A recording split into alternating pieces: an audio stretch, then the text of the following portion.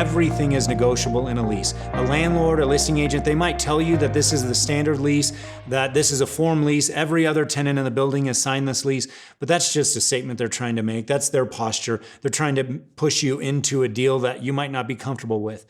Every item in a lease is negotiable.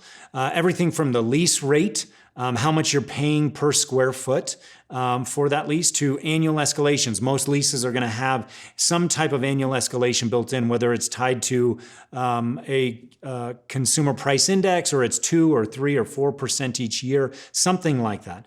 The build out period, how long, when I sign this lease, how much time until I actually have to start paying rent? If it's going to take you 6 months to go through design and permitting and construction, how much time do you have before you actually have to pay that rent? What about improvement allowance? Are you going to get any kind of tenant improvement allowance from the landlord? That's money that the landlord is going to pay for your internal build out of that space. And again, that in many markets is $100, $150, even $200 or more per square foot. And so that's a really important negotiation point. And many times we'll talk to a client or we'll talk to a dentist who says, hey, can you review my lease? I just signed it last year, but I don't know if I got a great deal. I've seen your name all over town, and I want to see if you can do a lease evaluation. And we'll take a look at that, and we'll say, okay, well, how much money did you get in tenant improvement allowance? And they'll say, well, what's that? And again, that's a really important thing. That's why everything you say can and will be used against you if you're talking directly to the listing agent or directly to that landlord, because they know a lot more being in the business of real estate than you do. And you can't blame them for being in the business of real estate. That's how they feed their family. That's their business. If you could make more selling your house, if your house was worth $500,000 and somebody came up and offered you $600,000 for it, would you feel bad about that? No, you would take it, and you would high five your friends next weekend at the party that you're having because you just made an extra $100,000 on your house. Well, that's what landlords, you can't blame a landlord for being a landlord, right? And so, but with that, you need to know what is negotiable, what is standard, what's not standard, and what items you can push on. Because those items, like the improvement allowance, can dramatically impact. It can be hundreds of thousands of dollars difference if you don't negotiate that with the right strategy and approach. Also, things like free rent. A lot of times a landlord might say, okay, well, I'll give you 4 months or 5 months to build out, but then you're going to be paying rent right when you're open.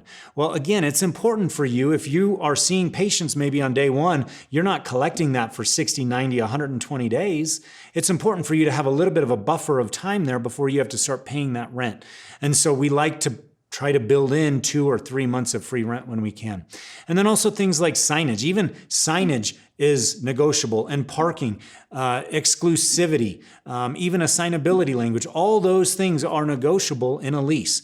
It's important to have proper terminology in your lease. It impacts your profitability big time, and for years to come if you don't have the right terminology in that lease. So this is really where your real estate agent and your real estate attorney are going to be working hand in hand, because you need a set of legal eyes, somebody who's looked at hundreds of dental leases in and day out, understanding what they should be looking at and what's important to a dental practice specifically when it comes to that lease. So language like, do you have any opportunities for expansion? If the space next door to you becomes vacant, do you have maybe like a right of first refusal to go into one of the spaces next door? Is there an opportunity, maybe you're in a standalone building and you're leasing it. Is there an opportunity to buy the building down the road? Do I have maybe a right of first refusal, or do I actually, even better, have a purchase option? Like I have a guaranteed option to buy this building whenever I want or at a certain time.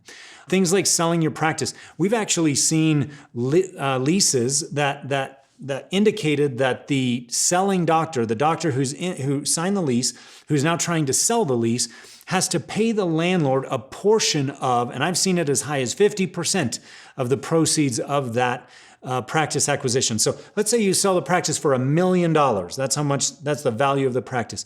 If you have to pay the landlord because of some legal language in a clause in a 70-page lease that you didn't read or you didn't know about, and you just thought, no, this is the best space, and all that's really important is what is my monthly cost? Now, I don't know anything about tenant improvement allowance or build-out time or the assignability clauses. That's really important legal language that could be buried in the deep in that lease on purpose. And that's why it's important to have your agent and your attorney, your real estate attorney, working in tandem on that lease, because you don't want to be taken advantage of down the road. It's also important for you to understand your lease type. Are you signing a full service lease or a triple net lease? A full service would be where everything is included in that lease rent payment. A triple net lease is going to be where you have two different line items. One is going to be the base rent, and then the second is going to be what's called NNN. That's called triple nets. It might even be called operating expenses or CAM, common area maintenance. That extra expense in some places can be anywhere from 20% up to 50% or more of the base rent. So if you're just looking at that rent rate and that base rent rate is being advertised as, $15 or $20, but you don't understand that you actually have $7 or $8 or $10 more of triple net costs, well, now that actual cost, that all-in cost for you is going to be $30, not the $20 that it's advertised as. That's important to understand and be able to differentiate between the types of leases. Do you have a base year or an expense stop in that lease? What does that mean? That means when the landlord is reconciling the operating expenses, the costs in that property, when are you going to have that reconciliation happen where your expenses could go up? It could go down a little bit, but they could go up. And so it's important to know if you have a base year or an expense stop there. Do you have the opportunity for a reconciliation? Are you able to audit the landlord's operating expenses and see what those, and make sure that you're paying the right amount and what those costs are, what is all wrapped inside those costs? Are utilities and janitorial included? You want to make sure that you know that in the lease, and you want to make sure you know things like the mechanical systems, the HVAC and the electric and the plumbing. Who's responsible for that? We were working on a lease just the other day where the landlord or the listing agent and our agent at CAR were negotiating. We were getting ready to go into the final round, and the tenant was excited, and we did a little bit more digging on the HVAC. That was on the responsibility of the tenant, our client who is going to sign the paperwork. And we asked them for an audit of the HVAC units. Come to find out, they were from 1986. So we knew on day one our tenant was going to have a $25,000 expense that the landlord was very keenly aware of the fact that he was getting out of having to put that cost in his own building. So all of that is negotiable. All that's really important for you to look through in your lease. So it is important to understand landlord motivations, like we were talking about in one of the earlier videos about the two sides to the table. Sometimes it's important to think through the way a landlord thinks through, and to understand their motivations. They are looking at their property from an investment standpoint. And so their property is valued higher as an investment, the higher the lease rate is.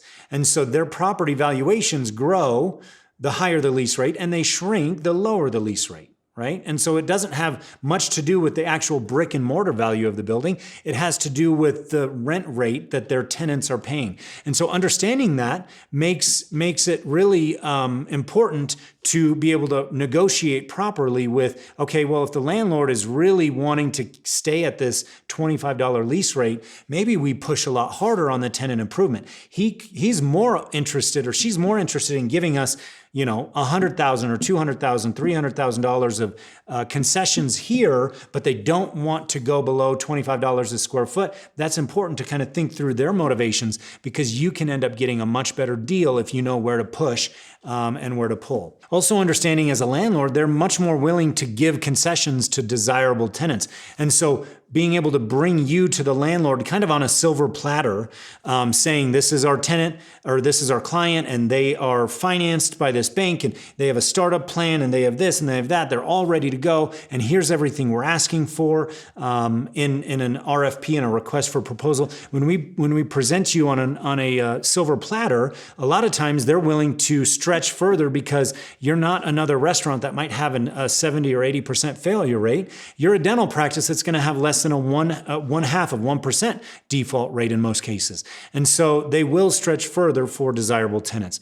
And then healthcare tenants, you are an extremely attractive use for most property owners, most landlords, because you help stabilize their portfolio. When other industries, especially during the last couple of years with COVID, when other industries are seeing instability, healthcare usually is resilient and stays the course. So to recap, everything in a lease is negotiable. And to maximize your profitability during this whole process, you want to make sure that you fully understand what all those clauses and what all those different negotiable points are in the lease. To position yourself best for success, again, it all comes down to you having options and being able to make sure that you're looking at the entire market and you're looking at everything side by side, apples to apples, to make sure you get the best deal for your practice.